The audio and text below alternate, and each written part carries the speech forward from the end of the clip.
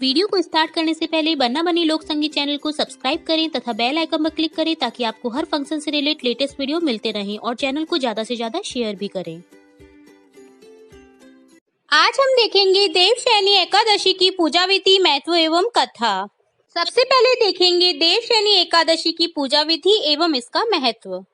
देव सोवनी या देवशयनी एकादशी आषाढ़ सुदी एकादशी को आती है। इस दिन भगवान 4 महीने के लिए शयन करते हैं, इसी कारण से इसे देव सोवनी या देवशयनी एकादशी भी कहते हैं। इस दिन भगवान विष्णु की प्रतिमा को उच्च आसन पर बिठावे, मूर्ति के हाथों में शंख, चक्र, गदा, पद्म सुशोभित करें, उन्हें पीत या पीले दुपट्टे से सजावे, फिर उन्हें पंचामृत से स्नान करावे और पीत दुपट्टा बदलकर पहनावे। तत्पश्चात उनकी धूप, दीप, फूल आदि से पूजा करें और आरती उतारें। इसके बाद निम्न मंत्र द्वारा स्तुति करें।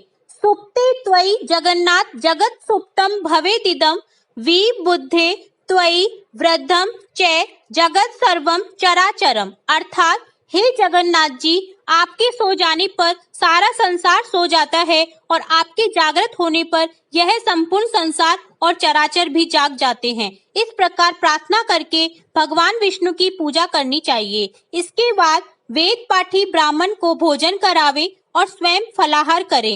रात्रि को मंदिर में ही सोवे और सोते समय भजन गावे और भगवान को भी शयन करावे। इस तरह जो इस एकादशी का व्रत रखते हैं वे मोक्ष को प्राप्त होते हैं। अब देखेंगे देवशयनी एकादशी की कथा या कहानी। सूर्य वंश में मांधाता नाम का एक चक्रवर्ती राजा हुआ है जो सत्यवादी और महान प्रतापी था। वह अपनी प्रजा का पुत्र की भांति पालन किया करता था। उसकी सारी प्रजा धन धान्य से भरपूर और सुखी थी। उसके राज्य में कभी अकाल नहीं पड़ता था। एक समय उस राजा के राज्य में 3 वर्ष तक वर्षा नहीं हुई और अकाल पड़ गया। प्रजा अन्न की कमी के कारण अत्यंत दुखी हो गई। अन्न के न होने से राज्य में यज्ञ आदि भी बंद हो गए।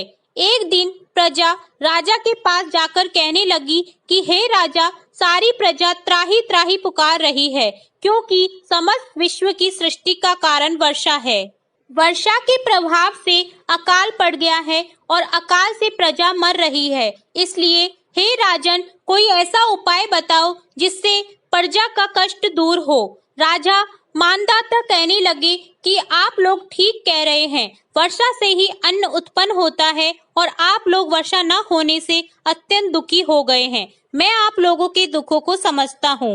ऐसा कहकर राजा कुछ सेना साथ लेकर वन की तरफ चल दिया। वह अनेक ऋषियों के आश्रम में भ्रमण करता हुआ अंत में ब्रह्मा जी के पुत्र अंगिरा ऋषि के आश्रम में पहुंचा। वहां राजा ने घोड़े से उतरकर अंगिरा ऋषि को प्रणाम किया।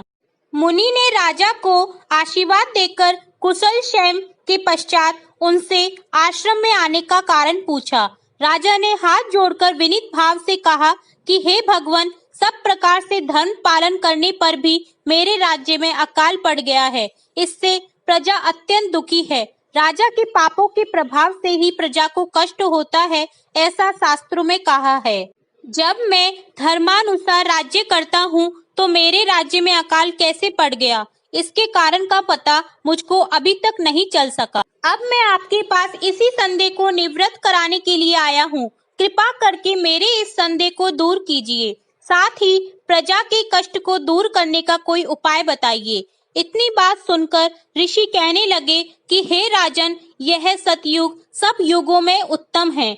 इसमें धर्म को चारों चरण सम्मिलित हैं, अर्थात इस युग में धर्म की सबसे अधिक उन्नति है।